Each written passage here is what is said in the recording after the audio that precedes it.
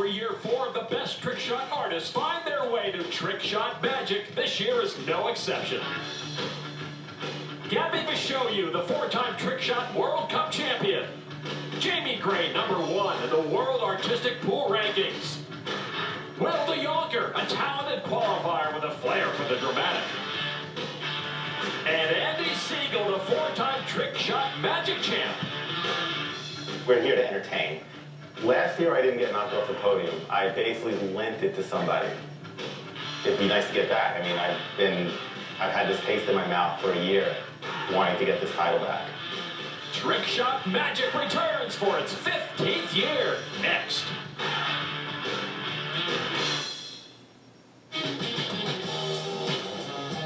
We're just off the shores of the Atlantic Ocean for another edition of Trick Shot Magic. Watch and learn, or just watch and admire. Hi everyone, Lon McCarran here with Billiard Hall of Famer Ava Lawrence. Ava, 2 very competitive semifinals in store for us today. Well, you got 3 established champions and then a wild card that's on fire in DeYonker. Will DeYonker competing in this event for the first time. His style may present some problems for Andy Siegel. Andy is a 4-time champion of this event and uses a lot of strategy to go with creative and inventive shots. Before we get underway, a quick look at the Aramith road to the final. Andy and Will compete in semifinal #1. Then it's Gabby Bishoyu and Jamie Gray in semifinal 2. The winners compete for the title in the second hour of Trick Shot Magic. The Simonis rules of the game show each player gets 6 tricks, with their opponent having the chance to score by matching each shot, and you get a mulligan. Second chances are given. Players will alternate going first on a new trick. Here's the lag to determine the first shot. Whoever gets closest to that cushion, doesn't matter if you hit it or not. And it looks like that's going to be Andy. He wins the lag, but he wants DeYonker to lead off. Will DeYonker is up and coming. He's a good player. He has a lot of, him and I have a lot of similarities. He's got his own collection of shots now that are, difficult. They're hard, but at least I have a fighting chance at making them because they're kind of like my style, my type of shot. Well, what I know about Andy so far is he's the kind of guy that knows every kind of shot whatsoever. Because whatever shot that he picks, it's like he actually knows it by heart. He's been doing it for like many, many years, of course, and for the most part, he just has the skills to actually know every attempt of every shot and every detailed known man. He's a magic man. That's why he's #1 in the world. And Andy won the lag, but he did give up the first shot. I'm a little surprised at that, Lon. It seems like you'd want to get your shot in there and get on the board first. All right, for this first shot here, this is actually a creation of a friend of mine named Jimmy Glanville from Massachusetts. So the goal here is to shoot a cue ball 3 rails, and then shoot the 1 ball into the corner pocket, one-handed, jacked up. Shoot the cue ball again, 3 rails again, shoot a 2 into the corner pocket, one hand jacked up. Shoot the cue ball again, 3 rails again, shoot 3 into the corner pocket. Come back here behind the rail, and then split the 2 balls, one hand jacked up into the corner pockets. And the cue ball must be rolling before each rehit. Quite a debut for Will. Yeah, did you get all that? I think this is actually a good shot to start with because it's not an easy shot, but it's very makeable, and you want to get on the board early here. Speed of the cue ball is super important. That's the #1 thing, and then the balance on the shorter cue here to be able to shoot one-handed. Not enough. You can see the cue ball just kind of died there. It didn't even make it up above the balls, and if the cue ball stops at any point, it's no good. It has to still be moving. So Will resets. No penalty for the second chance. Here we go. This one was hit well. Got to get that little bit of right spin on the cue ball. And one more. He's feeling it. And here we go. That's a good shot. What a start for Will DeYonker. Give me some hands, give me some hands. That final shot is what had me worried. I forgot about you there. Timing was perfect. One more. So now Andy to match and earn a point. Now for the league players at home, is it good practice to use just one hand to practice shots? If you want to play trick shots, you have to have this shot in your repertoire. You have to have it right-handed and left-handed because these guys get very inventive. And as you can see here, following through straight is the #1 thing when you're shooting one-handed. So Andy maybe wanted to rattle the rookie by making him go first, but Will takes a lot of confidence off that first attempt. Well, he got that just in time. See if he hit it firm enough to get up there above. Oh, he missed the 2-ball. That's surprising. Andy is not just very, very strong at one-handed shots, but one of his strengths is speed shots, what I call stress shots, where you got to run around and kind of refocus very quickly as you run around the table. We'll see, he did not hit the cue ball fast enough. A hurry. No. Nope. Good try, Andy. Good try. So no point for Siegel. And DeYonker keeps his early lead. Yeah, just did not hit that cue ball fast enough to make it up above the balls, and Will took this lead. That was a strong shot by him right off the bat in his first match in a televised setting like this. Indeed, just how Will drew up his trick shot magic debut. When I was about 4 years old, I was diagnosed with autism at the St. Judevine School for Autistic Children in St. Louis, Missouri. And we went through training courses of how to deal with the usual problems with autistic boys and girls. How to actually to make me like more social, interactable with people. Because back then, 4 or 5, I was actually not a social person. I really wasn't. And as the years go by with like my mom actually like helped me gain the skills and is learning the social cues and helped me like get to me where I am, where I am as sociable as my parents.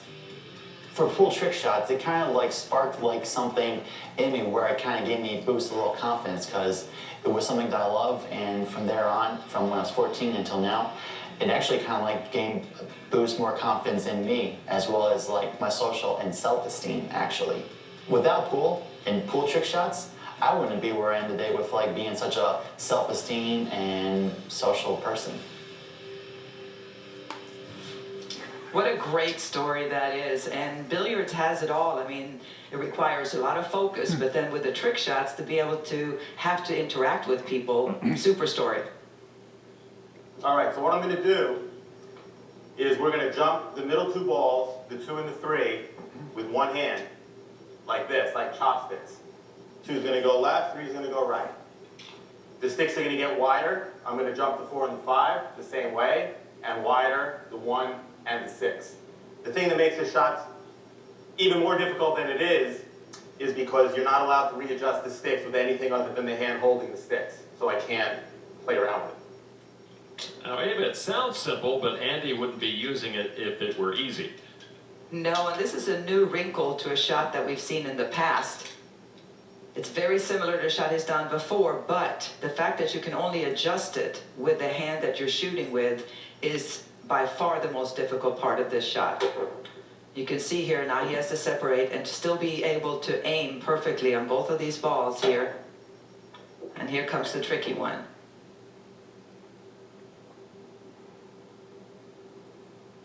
Got to get it just right. There's no time limit on this shot. Ah, All right, time to reset. get a second chance at it. So are there trends in trick shot competitions? Are you seeing the use of multiple cues come into play more and more?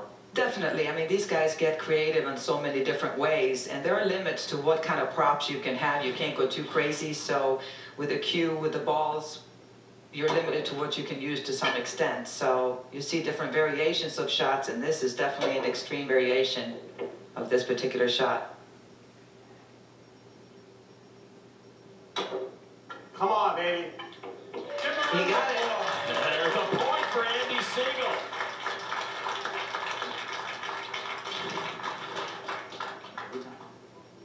All right, you see the cues there that are blocking the side pockets so that if you do hit it kind of off to the side, it's not going to go on the side. All right, Will DeYonker now trying to match Andy on this shot.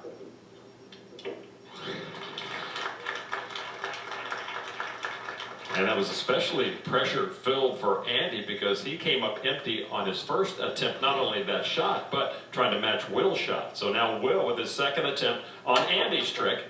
And it jumped right over the cue. No good.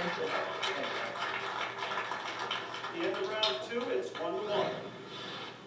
That even more magnifies how big it was for Will to get his first shot So a balance of strength and finesse there, and Will comes up a bit short. So Will cannot uneven the score on shot 2, but nonetheless off to a good start here at Trick Shot Magic. Taking a look now at his Diamond Tables player profile. The player they call the gentleman. Will's just 24 years old, but already making a name for himself on the trick shot circuit. And he's up for his next shot.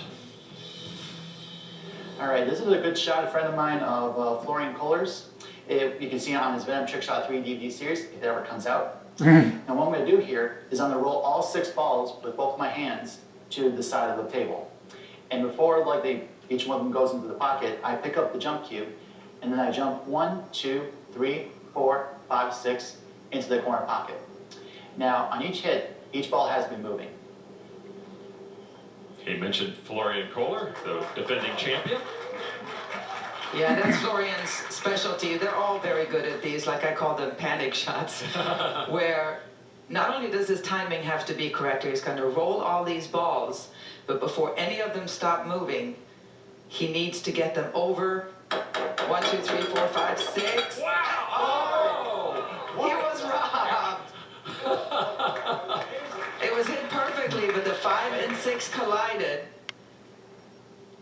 You can see that's so good to get these over here, but watch the 5 hits too far up on the cushion, so when it hits the rack, it collides with the 6. So, one more time. 1, 2, 3, 4, 6. Yes! Yeah, baby. Yeah, that's how we do it! This is how we do it. Wow, that is a dazzling shot, Ava. It is. And that 6 ball almost had time to stop. He gets it just in time. Really well done. Talk about panic shot. You are right indeed. I hate those shots. Well, here's an interesting twist. You could see how Andy rolled those balls. He took 3 and 3. There's no rule that they had to go together. He rolled up 3 and then left a space and got the other 3. That 4 ball just caught the point on the side pocket. Well, his problem there was that the 4 hit the 3, which stopped the other 3 balls. So the 1 and the 2, even if it would have made it, would have been no good because the 1 and 2 stopped. Second attempt. All balls have to be moving when struck. And he did it. There you go. Andy Siegel up to the task, and we are tied at 2. Can see that 3 ball almost stopped right there. That's a really strong shot for both players. Well, I didn't know you were going to do that with splitting the 2 balls, like the first 3 and the And second round 3. 3, the score. I didn't know I was going to make it either. If I knew I was going to make it, I wouldn't have walked up to the table shaking so bad. Trick Shot Magic is brought to you by Diamond Billiard Products, designed by players for players. Aramith, the true Belgian billiard balls. And Simonis, the true reference standard for superior quality billiard cloth. We can't show you every trick shot from today's match, so here are a few highlights from some of the ones you missed. Andy getting on the board again, then Will getting on the board again as well. Before play began today, we trailed Andy on his way to the venue. Probably about 20 minutes before a match, I am not really looking to practice much. I'm looking just to get my mind into the match, you know, just get into some kind of a zone. And, you know, really, it's hard to explain how I get into that focused mode, but I just do. Like, I'm able to do it. And it's different for everyone. And sometimes for me, it's different in each event. And, you know, I can't even explain it. It's hard for me to explain exactly what I do, because if I knew, it wouldn't put me in the zone. I just get there. Whatever Andy does, it works, that's for sure. Look here at his Diamond Tables player profile. Andy is not a one-trick pony. His hobbies are golf, magic, and MMA. Wonder which he strikes the most spear in. Well, you know, looking at MMA, Magic Man Andy, maybe that's the one. Oh, maybe so. All right, here's Will to set up his next shot. All right, this is a new variation that I created recently, and this is actually a new variation based on Andy Siegel's upside down massé shot. So instead of 1, why not 2? So what I'm going to do here is I'm going to shoot the 2 balls simultaneously.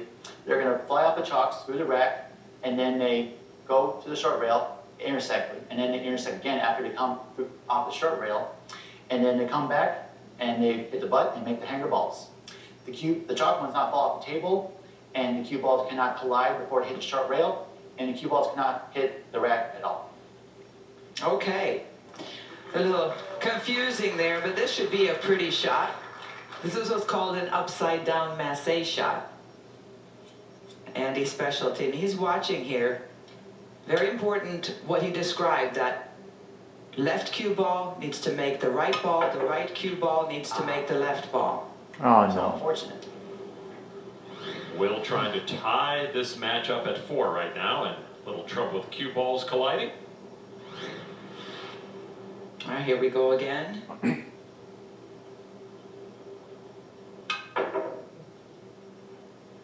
Come on, make it, baby, come on, come on! Yeah! Looks good.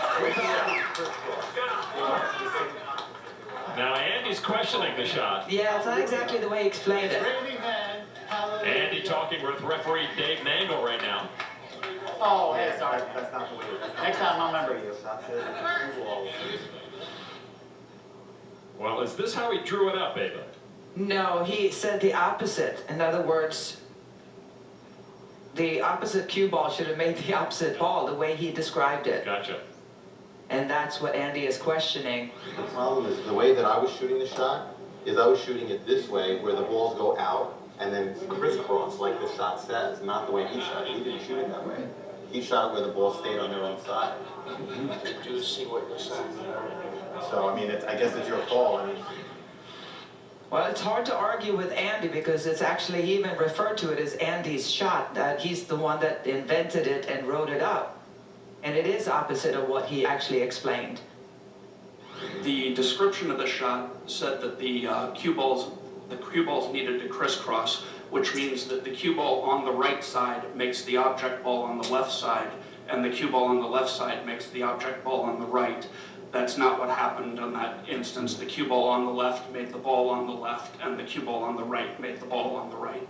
So no point for Will, but Andy can score if he completes the trick. He's got a 1-point lead right now. And he'll have to reset. Yeah, he didn't hit that very well. He miscued on the right ball and just not enough spin on the other. So we're going to see if he can do it again. I've shot this shot with just one ball. It's an interesting shot. It kind of reverses. If you put left spin on the cue ball, it goes to the right. So it's kind of an opposite. But this is a tough shot. Not enough on one. He made one of them. That's a tough But no shot. Give a point. round of applause. Andy cannot increase his lead. He returns his cue to the cue-mate cue stand. Despite that miss, Andy retains his lead because Will's make did not fit the description he gave. For the last 7 years, trick shot magic has been synonymous with Andy Siegel. 4 titles in that time span, looking for his 5th in 8 years here in 2016. And right now, he's back at the table. this is an old shot by a good friend of mine named Mike Massey, great player and a legend as far as I'm concerned. We have the cue ball frozen to the 5 ball. Cue ball is right on the second diamond. We have a hanger over there, the 11 ball in the corner. The idea is to shoot the cue ball straight into the 11 without moving the 5, without masséing the ball. What's the trick, Ava? Yeah, well, seemingly impossible. If you look at it, there's no way to do that because the balls are frozen. In other words, they're touching. You have to shoot past it and then watch how he pushed the cue ball. It's in regular play, it would not be a legal shot. It's, you know, this is trick shot, so it's a little tricky. But it is a little bit tougher than you think it is. In other words, you aim to miss the 5, even though it's frozen, so you have to shoot straight out, and then you're just pushing it. Now we saw the 5-ball move with Andy's shot as Will misses here. Was that okay for Andy? It wasn't because of the shot, it was the follow-through. The cue stick actually came in and touched it, and that's not a foul. You just can't hit it on the way out. Ooh, two. There we go. Oh, he got it. Staying alive. Rail first. He really made it move, didn't he? Will keeping pace with trick shots, Michael Jordan, Andy Siegel. What appeared to be a make was not, and because of that, Andy Siegel maintains a 1-point lead here at the Trick Shot Magic Semifinals. Welcome back to Trick Shot Magic. Plenty of exciting action so far. As we move ahead to shot 11, both Andy and Will struck out on shots 9 and 10. All right, what better way to actually end my part of the show with actually adding a retro classic shot? So this is actually a new creation of mine that I created back like when I was like 16 years old here. So what's going to happen here, I also call it adjustment not inverted. What's going to happen here is I'm going to shoot the cue ball into the 14 ball, and the cue ball is going to come back, make a 10 in the corner pocket. And after the cue ball hits the cluster, the 14 ball goes here, the 5 ball goes there, 13 goes here, 6 goes there, 7 goes there, 8 ball goes 1, 2, 3, hit the butt, into that corner pocket. All in one shot. He should get a point just for the explanation. Explanation of it. All right, so this is obviously a setup shot. You really need to make sure you have the ball set in the correct position here to make this work. The skill part, once you do that, is to draw the cue ball straight back to make that 10 ball in the corner. And the balls were set up correctly. Everything worked, except for the 10. Let's take anyways. Forgot to make that 10 ball. You can see hit a little bit too far on the right on that 14. Everything else worked though, so if you can put them all in the same place. You know, usually when we do trick shot exhibitions, we tap little tiny dents in the cloth where you put them back. You can't do that in competition, so you had to make sure you got it right. And here it is. Tied it up. Good night, everybody! That's a fun shot, and we do have an even match now, 5 apiece. And I love how he said the end of my show. You know, these guys are showmen first and competitors second. But he was able to pull off both parts of it that time. He's a fun guy to watch. Now Andy with a chance to retake the lead. Everything looks good. 6 ball, not enough speed. No. Not, oh, nice. No. That's not how we do it. Nice try, Andy. Well, he knows what he's doing with the shot. Yeah. So you can see the 6 ball just did not get enough speed.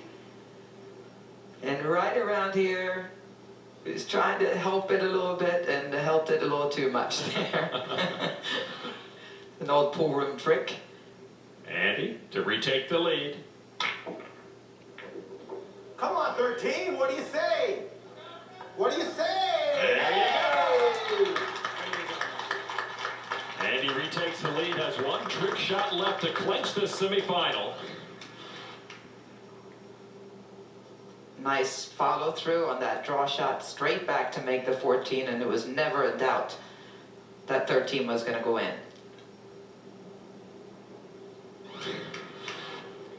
Taking it back to the retro years. Retro, I know, right?